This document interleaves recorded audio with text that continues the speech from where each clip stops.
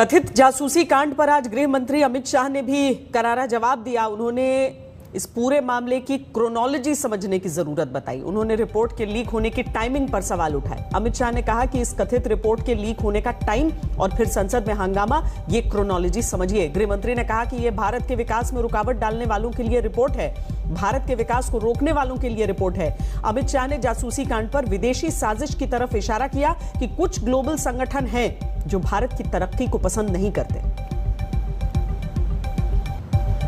जासूसी का ये पूरा मामला क्या है, इसे विस्तार से जानने और समझने की जरूरत है। जिन लोगों के फोन की जासूसी होने का आरोप लग रहा है, उन लोगों के नाम कैसे पता चले, ये पेगासस स्पाईवेयर क्या है, ये सब हम आपको बताते हैं।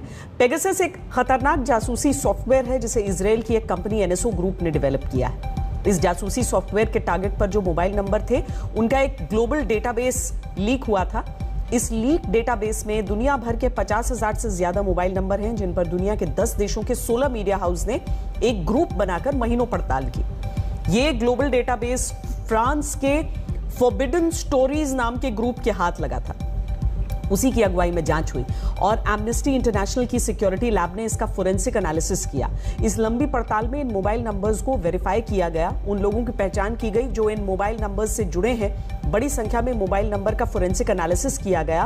50,000 से ज्यादा मोबाइल नंबर्स की जो लिस्ट लीक हुई है, उसमें भारत के भी 1000 से ज्यादा मोबाइल नंबर हैं और इनमें 300 नंबर्स को वेरीफाई किया गया। इनसे जुड़े लोगों की पहचान की गई। ये क्लियर नहीं है कि लिस्ट में जो मोबाइल नंबर आए हैं, उनमें से कितने मोबाइल नंबर को सर्वेलांस के लिए टारगेट किया गया या कितने मोबाइल नंबर हैक किए गए। लिस्ट में भारत के करीब 22 ऐसे मोबाइल नंबर का फोरेंसिक एनालिसिस किया गया, जिनमें 10 में पेगासस सॉफ्टवेयर के टारगेट होने की पुष्टि हुई। पेगासस को आप जासूसी का ब्रह्मास्त्र कह लीजिए या कोई अचूक मिसाइल कह लीजिए। इससे वो फोन और डिवाइस भी हैक हो जाते हैं जिन पर कंपनियां दावा करती हैं कि वो हैक प्रूफ है। ये एंड्रॉयड और iOS दोनों तरह की डिवाइस की जासूसी कर सकता है। बिना यूजर की इजाजत और जानकारी के ये फोन में इंस्टॉल हो जाता है। एक बार फोन में इंस्टॉल होने के बाद इसे आसानी से हटाया नहीं जा सकता। पेगासस को किसी भी फोन में सिर्फ एक मिस्ड कॉल से भी इंस्टॉल किया जा सकता है। ये फोन में मौजूद end to end encrypted chat को भी पढ़ सकता है, यानी व्हाट्सएप और टेलीग्राम जैसे एप्स भी इससे सेफ नहीं है। 2 साल पहले 2019 में व्हाट्सएप ने बताया था कि उसके 1400 यूजर्स को पेगासस के जरिए टारगेट किया गया था। इनमें कई यूजर्स भारत के भी थे। ये स्पाईवेयर फोन की हर एक्टिविटी को मॉनिटर कर सकता है। कॉल लॉग्स हो, कॉन्टैक्ट्स हो, कैमरा हो, माइक्रोफोन रिकॉर्डिंग हो, मैसेज हो, लोकेशन ट्रैक करना हो, ये सब पेगासस के जरिए आसानी से पता लगाया जा सकता है।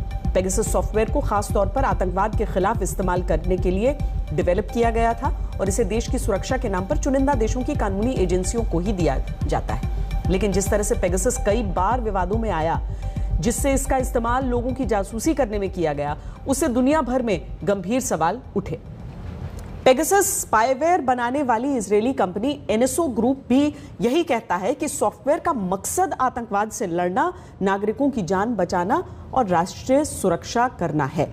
पेगासस के दुनिया भर के करीब 50 देश क्लाइंट हैं, लेकिन अगर भारत के मोबाइल नंबर्स को इस सॉफ्टवेयर का टारगेट बनाया गया है, तो ये कौन कर रहा है? जब इजरायली कंपनी से यह पूछा गया कि क्या उन्हें भारत में कोई कॉन्ट्रैक्ट मिला या भारत सरकार से जुड़ी किसी संस्था ने पेगासस सॉफ्टवेयर खरीदा, तो उन्होंने सीधा जवाब यह दिया कि वो अपने कस्टमर के बारे में नहीं बताते हैं। लेकिन फिर भारत के मोबाइल नंबर उनके डेटाबेस में कैसे आए? इस पर इजरायली कंपनी का कहना है कि उनके पास कोई डेटा स्टोर नहीं होता, उनके पास कोई नंबर नहीं होता, ये सब उनके क्लाइंट्स के पास होता है। जासूसी के इस टूल का इस्तेमाल किस तरह से होता है, कैसे काम करता है ये, क्या इससे बचा जा सकता है, हमने एक्सपर्ट से इस पर बात की। वो कौन सी चीज है जो पेगासस स्पाईवेयर को सबसे ज्यादा पावरफुल बनाती है? वो है उसका जीरो टू एक्सपर्ट कॉन्फ़िगरेशन और उसका सोफिस्टिकेशन। अक्सर ऐसा होता है कि कोई भी स्मार्टफोन हो, चाहे वो एप्पल हो या एंड्रॉयड हो, उसमें नई फीचर अपडेट करने के लिए या इसका सिक्योरिटी जो है अपडेट करने के लिए नए नए फंक्शंस और नए नए कोड्स लिखे जाते हैं। लेकिन अक्सर ऐसा होता है कि उसके नए डेवलपमेंट में या फर्दर डेवलपमेंट के दौरान टेक्निकल रूप से उसकी कोडिंग में कुछ ऐसी खामियां छूट जाती हैं, ऐसी वल्नरेबिलिटीज और लूप होल्स छूट जाते हैं, जिसका इस्तेमाल करके हैकर्स उस पूरे फोन को हैक करके कंट्रोल कर सकते हैं। इस तरीके के जो खामियां हैं, लूप होल्स हैं, उसको दुनिया भर में बड़ी संख्या में, यानी कि हजारों की संख्या में मौजूद सिक्योरिटी रिसर्चर्स पहचान कर उन डेवलपर्स को इन्फॉर्म करते हैं।